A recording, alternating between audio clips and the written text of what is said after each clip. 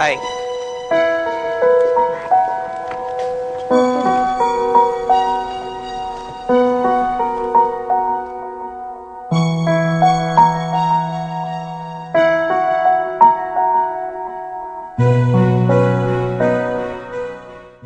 Yan.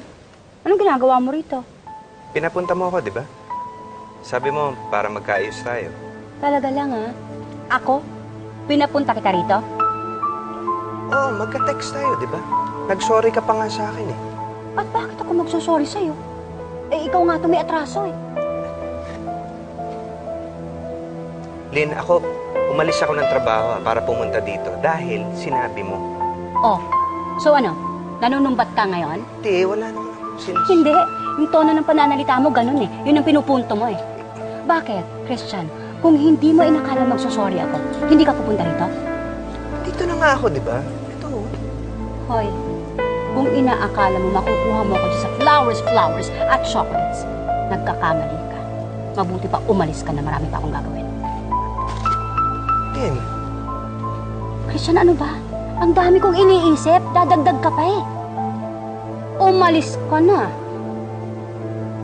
Umalis ka na, di ba? Gusto mo bang ipabarangay pa kita? Rachel! Lynn. Rachel, mag-usap nga tayo! Lynn naman... Rachel! Rachel! Ako po ba? Hindi ka rito. Umupo ka dyan.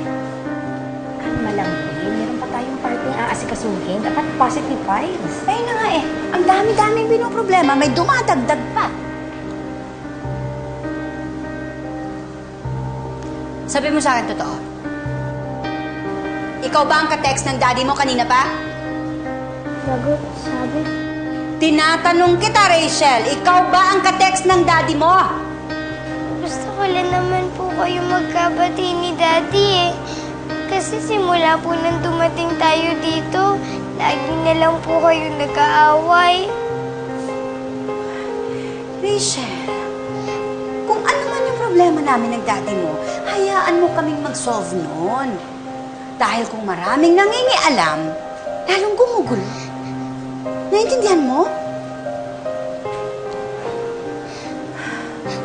Isa pa. Huwag kang mangingialam ng gamit ng ibang tao. Please. Mali yun. Irespeto mo yung gamit ng ibang tao kung gusto mong irespeto ka rin. Opo, Mami. Sorry po. Promise po, Mami, hindi ko na po uulitin.